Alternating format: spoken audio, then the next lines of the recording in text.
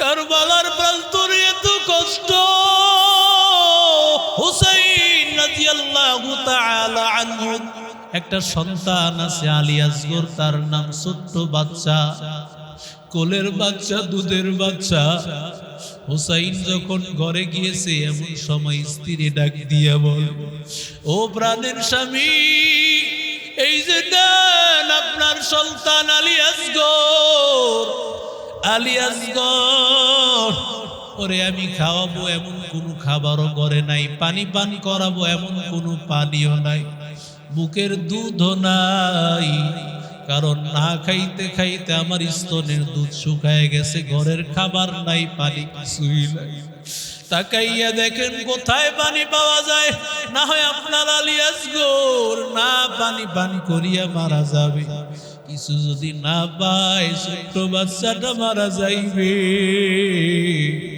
ও আল্লাহর বান্দা যুবক, ও নবীর আশিক উম্মতের দল, এবার আল্লাহর বান্দা হযরত হুসাইন আলী আসগর ছোট্ট বাচ্চাটারে উঠায় বলতেছে, দেখ আমাদের অপরাধ থাকতে পারে, ছোট্ট বাচ্চাটার সাথে তো শত্রুতা নাই, কোলের বাচ্চার সাথে কোন শত্রুতা তো নাই, ফুরাত নদী থেকে একটু পানি আমার বাচ্চাটারে পান করার সুযোগ দাও।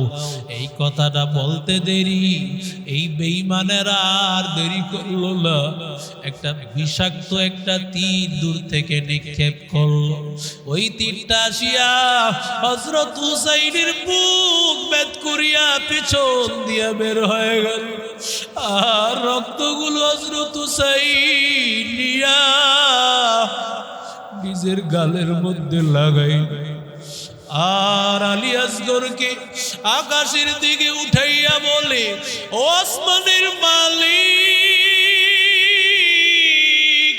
তাকাইয়া দেখেন রে আল্লাহ, আপনার কাছে তো সালেহ নবীর উটনি রক্তের চাইতে এই রক্তের অনেক দাম, কারণ এই রক্ত হলো নবীর কলিজার টুকরার রক্ত।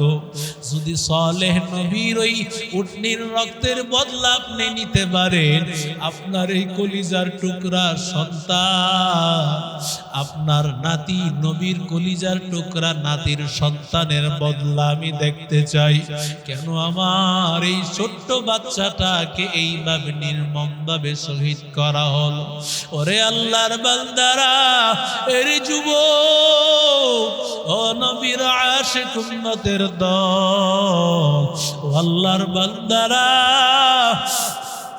এবার হুসাইন রাদিয়াল্লাহু তাআলা আনহু একাই যুদ্ধ করতেছেন। হুসাইন বাচ্চাটারে যখন তাকাইয়া দেখেছেন বাচ্চাটার আওয়াজ বন্ধ হয়ে গেছে, ঘরের মধ্যে নিয়ে গেছে, বিবিরে ডাক দিয়া বলে, বিবি আর তোমার কাছে খাবার চাইবে না, ঠান্ডা হয়ে গেছে, ও আর তোমার কাছে ভাত চাইবে না, খাবার চাইবে না, কিছুই চাইবে না।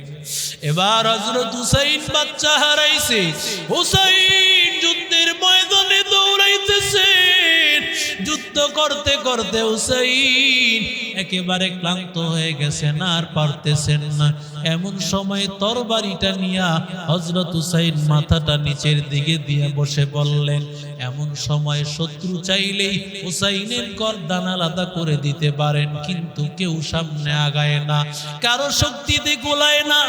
কেউ কাউকে যদি বলা হয় সামনে আগা, হুসাইনের গর্দান আলাদা করে ফেল, বলে না, আমার নবীর কলিজার টুকরা, ওর এই ঠোঁটের মধ্যে নবী কতবার চুমু খেয়েছে তার হিসাব নাই। হুসাইনের শরীরের এমন কোনো অংশ নাই যেখানে আল্লাহর নবী চুমু খায় নাই, পুরা শরীরে আমার নবী চুমু খেয়েছে। ওই হুসাইনের শরীরে কিভাবে আঘাত করতে পারি? যখন সীমার দেখলো হুসাইনের দিকে মানুষের মনগুলো ঝুঁকে পড়তেছে, না না, হুসাইনকে তো আর বাঁচিয়ে রাখা যাবে না, তরবারিটা নিয়া হুসাইনের গর্দান আলাদা করে দিয়েছে। হুসাইনের গর্দান আলাদা উটের পিঠের সাথে লাগাইয়া হুসাইনের গর্দানটা নিয়ে দৌড়ায়। আমার নবীর কলিজার টুকরা, নবীর নাতি হুসাইন কারবালার প্রান্তরে নবীর কলিজার টুকরার রক্ত নিয়ে দৌড়াইতেছে। মুহররমের 9 তারিখ রাতের বেলায় হযরত হুসাইন রাতের বেলায় ঘুমাইয়াছে হুসাইন। এমন সময় যায়েনব রাদিয়াল্লাহু তাআলা আনহা, যিনি হযরত হুসাইনের বোন ছিলেন, হঠাৎ করে ঘুম থেকে উঠিয়া কান্নার আওয়াজ। হুসাইন বলে, বল কেন কান্না করো? বলে, আমি দেখলাম, আমি তাকাইয়া দেখলাম তুমি কারবালার প্রান্তরে তুমি শহীদ হয়ে গেছো, এই জন্য আমি কান্না করতেছি। হুসাইন ডাক দিয়া বলে, রে বোন, আমি এখনো মারা যাই নাই, এরপর তুমি জিন্দা থাকতেই মাতম শুরু করে দিলা। মন ভালো করে শুনে নাও, আমার ইন্তেকালের পরে মাতম করে কান্না করা যাবে না। হুসাইন দুনিয়ার মানুষকে জানায় দিলেন মাতম করে কান্না করা যাবে না। আজকে যারা মাতম করে কান্না করে, হাই হোসেন হোসেন বলে কান্না করে আর বিলাপ করে, ওদেরকে জুতা দিয়া পিড়াইয়া সোজা করবে। হুসাইন কনা তো হোসেন হোসেন হোসেন কি তোর বাপ লাগে রে? কথা কয় না কে? হাসান হোসেন জায়েদ রে যদি জাইদা কয়, খুশি হইব না জুতা দিয়ে পিটাইব? নাদিম রে যদি নাইদা নাইদা কয়, হ্যাঁ কথা কন না কে? ঠিক না বে ঠিক? মানুষ কতটুকু নিচে গেলে রসুলের কলিজার টুকরা, তাদের ব্যাপারে এই বক্তব্য। এবার 9 মুহররম রাতের বেলায়, 9 মুহররম রাতের বেলায় হযরত আব্বাস রাদিয়াল্লাহু তাআলা আনহু অনেক দিন হয় নবীর স্বপ্ন দেখেন না। ওই মুহররমের 10 তারিখ, 9 মুহররমের রাত, মানে মুহররমের 10 তারিখের রাত এটা। এমন সময় আব্বাস তাকাইয়া দেখতেছি আবার নবী যেন কই রওনা করেছে। এবার আব্বাস দৌড়াইয়া যায়, বলে, নবী কতদিন হয় আপনার চেহারাটা একটা নজর দেখি না গো পয়গম্বর, একটু দাঁড়ান, আপনার মনটা ভরে আজকের দিনে দেখি। নবী বলে, রে আব্বাস, এখন দেখার টাইম নাই, কথা বলারও সময় নাই, আমি কারবালার প্রান্তরে যাইতেছি। এই বোতল দিয়ে আমি হুসাইনের কিছু রক্ত আমি রেখে দিব, এই রক্তটা আমি আল্লাহর দরবারে পেশ করব।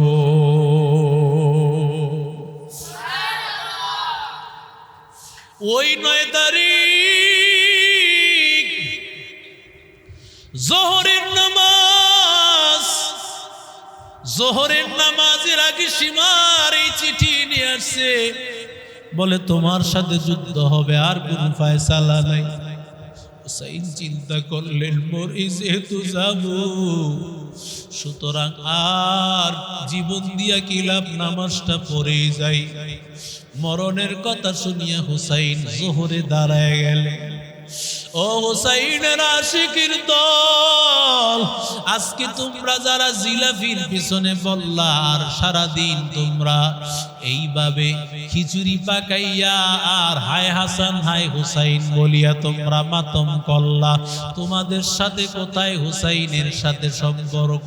হুসাইন এক ওয়াক্ত নামাজ ছাড়ে না, আর তোমরা এক ওয়াক্ত মসজিদের বারান্দায় উষ্টাটাও খাও না। কথা কয় না? হুসাইন বলে, আমি যেহেতু মরে যাব, নামাজ আমি পড়িয়া যাই। জোহরের নামাজ হুসাইন আদায় করলেন, আসর আদায় করলেন, মাগরিব আদায় করলেন। সকালবেলা এবার যুদ্ধ শুরু হয়ে যাবে। হুসাইন বলে, তোমরা সবাই যাও, কারো দরকার নাই, আমি হুসাইনের দরকার, তোমরা কেউ এখানে থাকিও না। ওরা আমি হুসাইনকে পাইলে ওদের আর কিছু লাগবে না, সবাই চলিয়া যাও। আমি হুসাইনকে পাইলে আর কিছু লাগবে না, তোমরা সবাই চলিয়া যাও, কেউ আর থাকিও না। কিন্তু না না, কেউ তো চলে যায় না। নবীর কলিজার টুকরা হুসাইনকে ফালাইয়া কি করে সবাই চলে যাবে? এরে আল্লাহর বান্দা,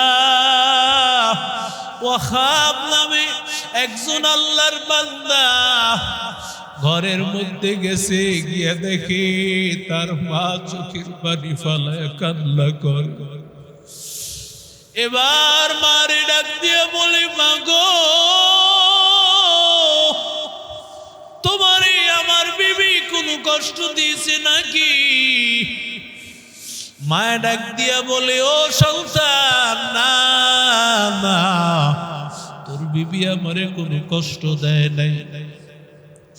এবার স্ত্রীর কাছে ডাক দিয়া বলে, ও বিবি, তুমি কি মায়ের কষ্ট দিয়েছো? আমার একটু বলো। বিবি ডাক দিয়া বলে, আল্লাহর কসম, না না, আমি তোমার মার কষ্ট দিই না, আমি তোমার মায়ের মনে আঘাত দেইলে। এবার মার কাছে আবার দৌড়াইয়া গিয়েছে, মারে ডাক দিয়া বলে, ও মা, কেন তুমি কান্না করতেছো? আমার একটু বলো।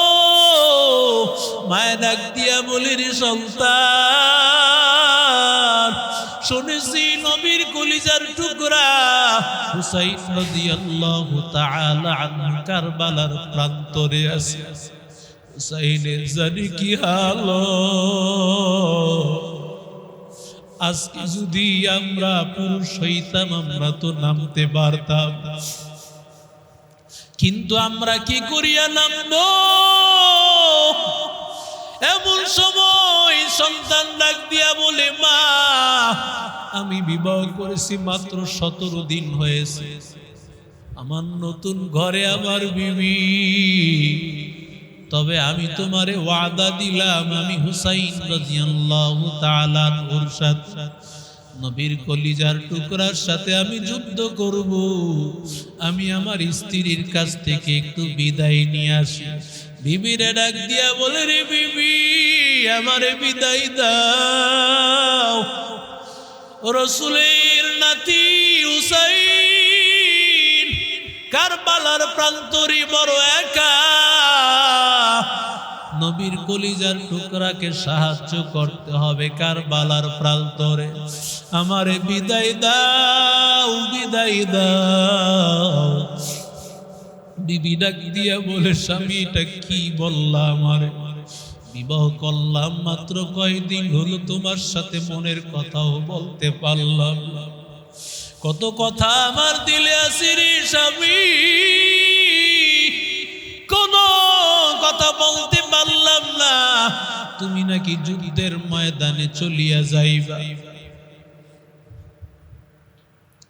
এরে আল্লাহর বান্দা, এর যুবক, ও নবীর আশিক উম্মতের দল, এবার স্ত্রী ডাক দিয়া বলে, ও স্বামী আমার, তুমি আমারে ছাড়িয়া চলে যাইবা, আমার কোনো আপত্তি নাই, তবে আমার একটা আপত্তির স্বামী, তুমি জান্নাতে গেলে জান্নাতের হুর পাইয়া আমারে ভুলিয়া যাইবা। না না, আমি তোমার সাথে একসাথে জান্নাতে যেতে চাই। স্বামী বলে, এটা কি করিয়া সম্ভব? কারণ তুমি আমি একসাথে তো মরব না, আমি যুদ্ধের ময়দানে যাইতেছি, আমি সেখানে গাজীও হতে পারি, শহীদও হতে পারি, তোমার কখন মরণ হয় আমার জানা নাই, তাহলে তুমি কি করি আমার সাথে জান্নাতে যাইবা? এরে আল্লাহর বান্দা, এরে যুবক, বিবি মানতে নারাজ। এবার স্বামী, স্ত্রী এবং মা তিনজন মিলিয়া হযরত হুসাইনের কাছে চলে আসছে। হুসাইনের কাছে হাজির, ডাক দিয়া বলে আমার বিবি আমার সাথে জান্নাতে যেতে চায়। হুসাইনও ডাক দিয়া বলে এটা কি করে সম্ভব, কারণ তোমার স্বামী যুদ্ধের ময়দানে বাঁচতেও পারে মরতেও পারে, বাঁচলে গাজী মরলে শহীদ, আর তুমি কখন মারা যাইবা সেটা তো জানা নাই। তবে এবার হুসাইন জবান দিয়া বলে ফেললেন আল্লাহ যদি কবুল করেন একসাথেও জান্নাত হয়ে যেতে পারে। আশিকারা মিল্লত মযহাব জুদাস্ত, আশিকারা মিল্লত মযহাব খুদা। আল্লাহ তাআলা কিছু বান্দার জবান এত দামি করে দিয়েছেন, নবীর কলিজার টুকরা হুসাইন, হুসাইন রাদিয়াল্লাহু তাআলা আনহু নবীর কলিজার টুকরা, তার জবান তো দামি হবে। এবার স্ত্রীও বলে স্বামীও বলে যেহেতু নবীর কলিজার টুকরার জবান দিয়ে কথা বের হইছে, কথা মিথ্যা হতে পারে না, আল্লাহ অবশ্যই বের করে দিয়েছে, আল্লাহ অবশ্যই এটা কার্যকর করবেন। আল্লাহর কুদরত।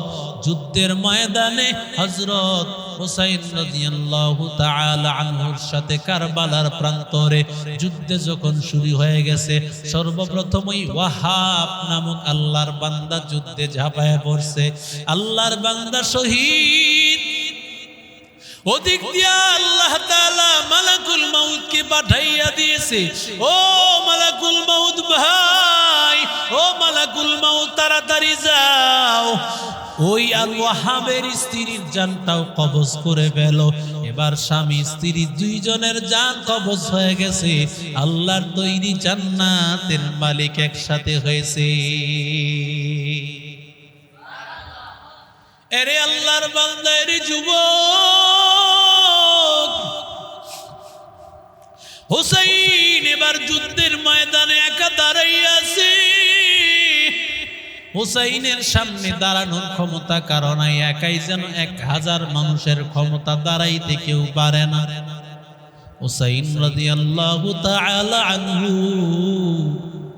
এত কষ্ট পায়, কারবালার প্রান্তরে এত কষ্ট। হুসাইন রাদিয়াল্লাহু তাআলা আনহু একটা সন্তান আছে আলী আসগর, তার নাম ছোট্ট বাচ্চা, কোলের বাচ্চা, দুধের বাচ্চা। হুসাইন যখন ঘরে গিয়েছে এমন সময় স্ত্রী ডাক দিয়া বল, ও প্রাণের স্বামী, এই যে দেন আপনার সন্তান আলী আসগর, আলী আসগর, ওরে আমি খাওয়াবো এমন কোনো খাবারও ঘরে নাই, পানি পান করাবো এমন কোনো পানিও নাই, বুকের দুধও নাই, কারণ না খাইতে খাইতে আমার স্তনের দুধ শুকায় গেছে, ঘরের খাবার নাই, পানি কিছুই নাই। তাকাইয়া দেখেন কোথায় পানি পাওয়া যায়, না হয় আপনার আলী আসগর না পানি পান করিয়া মারা যাবে, কিছু যদি না পায় ছোট্ট বাচ্চাটা মারা যাইবে। ও আল্লাহর বান্দা যুবক, ও নবীর আশিক উম্মতের দল, এবার আল্লাহর বান্দা হযরত হুসাইন আলী আসগর ছোট্ট বাচ্চাটারে উঠায় বলতেছে, দেখ আমাদের অপরাধ থাকতে পারে, ছোট্ট বাচ্চাটার সাথে তো শত্রুতা নাই, কোলের বাচ্চার সাথে কোনো শত্রুতা তো নাই। তাকায় দেখেছেন ফিলিস্তিনের কত ছোট ছোট বাচ্চাগুলো মেরে ফেলছে ইসরায়েলের কুত্তারা, আমেরিকার কুত্তারা, লাল কুত্তা ইহুদিদের কুত্তারা, ওরা কিভাবে শহীদ করেছে।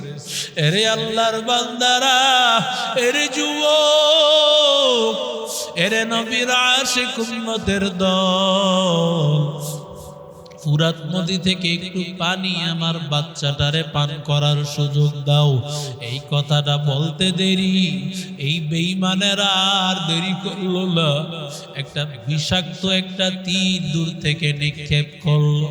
ওই তীরটা আসিয়া হযরত হুসাইনের বুক ভেদ করিয়া পিছন দিয়া বের হয়ে গেল, আর রক্তগুলো হযরত হুসাইন নিয়া নিজের গালের মধ্যে লাগাই আর আলী আসগরকে আকাশের দিকে উঠাইয়া বলে, ও আসমানের মালিক, তাকাইয়া দেখেন রে আল্লাহ, আপনার কাছে তো সালেহ নবীর উটনি রক্তের চাইতে এই রক্তের অনেক দাম, কারণ এই রক্ত হলো নবীর কলিজার টুকরার রক্ত। যদি সালেহ নবীর ওই উটনির রক্তের বদলা আপনি নিতে পারেন, আপনার এই কলিজার টুকরার সন্তান, আপনার নাতি নবীর কলিজার টুকরা নাতির সন্তানের বদলা আমি দেখতে চাই। কেন আমার এই ছোট্ট বাচ্চাটাকে এইভাবে নির্মমভাবে শহীদ করা হলো? ওরে আল্লাহর বান্দারা, এর যুবক, ও নবীর আশিক উম্মতের দল, ও আল্লাহর বান্দারা, এবার হুসাইন রাদিয়াল্লাহু তাআলা আনহু একাই যুদ্ধ করতেছেন। হুসাইন বাচ্চাটারে যখন তাকাইয়া দেখেছেন বাচ্চাটার আওয়াজ বন্ধ হয়ে গেছে, ঘরের মধ্যে নিয়ে গেছে, বিবিরে ডাক দিয়া বলে, বিবি আর তোমার কাছে খাবার চাইবে না, ঠান্ডা হয়ে গেছে। ও আর তোমার কাছে ভাত চাইবে না, খাবার চাইবে না, কিছুই চাইবে না। এবার হযরত হুসাইন বাচ্চা হারাইছে। হুসাইন যুদ্ধের ময়দানে দৌড়াইতেছেন। যুদ্ধ করতে করতে হুসাইন একেবারে ক্লান্ত হয়ে গেছেন, আর পারতেছেন না। এমন সময় তরবারিটা নিয়া হযরত হুসাইন মাথাটা নিচের দিকে দিয়ে বসে বললেন। এমন সময় শত্রু চাইলেই হুসাইনের গর্দান আলাদা করে দিতে পারেন, কিন্তু কেউ সামনে আগায় না, কারো শক্তিতে গোলায় না। কেউ কাউকে যদি বলা হয় সামনে আগা, হুসাইনের গর্দান আলাদা করে ফেল, বলে না, আমার নবীর কলিজার টুকরা, ওর এই ঠোঁটের মধ্যে নবী কতবার চুমু খেয়েছে তার হিসাব নাই। হুসাইনের শরীরের এমন কোনো অংশ নাই যেখানে আল্লাহর নবী চুমু খায় নাই। পুরা শরীরে আমার নবী চুমু খেয়েছে। ওই হুসাইনের শরীরে কিভাবে আঘাত করতে পারি? যখন সীমার দেখলো হুসাইনের দিকে মানুষের মনগুলো ঝুঁকে পড়তেছে, না না, হুসাইনকে তো আর বাঁচিয়ে রাখা যাবে না। তরবারিটা নিয়া হুসাইনের গর্দান আলাদা করে দিয়েছে। হুসাইনের গর্দান আলাদা উটের পিঠের সাথে লাগাইয়া হুসাইনের গর্দানটা নিয়ে দৌড়ায়। আমার নবীর কলিজার টুকরা, নবীর নাতি হুসাইন কারবালার প্রান্তরে নবীর কলিজার টুকরার রক্ত নিয়ে দৌড়াইতেছে। আল্লাহর নবী উম্মে সুলাইম ওই রাতের বেলায় 11 তারিখ 10 তারিখ মুহররমের 10 তারিখ আল্লাহর নবীর চাচি উম্মে সুলাইম স্বপ্নে দেখতাছে আল্লাহর নবীর শরীরের মধ্যে রক্ত, আমার নবীর শরীরে রক্ত। আল্লাহর নবী রাহমাতুল লিল আলামিন কিছু রক্ত নিয়ে নিছেন, আর নবীর দাড়ি মুবারকের মধ্যে ধুলা লেগে আছে, আমার নবীর মাথায় ধুলা লেগে আছে। ডাক দিয়া বলে, ও পয়গম্বর, আপনার শরীরের এমন হালত কেন? নবী ডাক দিয়া বলে, আমি কারবালা থেকে এসেছি, ওইখানে আমার নাতি শহীদ, আমার নাতির রক্তগুলো আমি নিয়ে আসছি। আমি হাসরের ময়দানে আল্লাহকে দেখাইব আমার নাতি ইসলামের পথে থাকার পরেও কেন আমার নাতিকে শহীদ করে দেওয়া হয়েছে। ওয়াল্লাযীনা জাহাদু ফীনা লানাহদিয়ান্নাহুম সুবুলানা ওয়া ইন্নাল্লাহা লামাআল মুহসিনিন।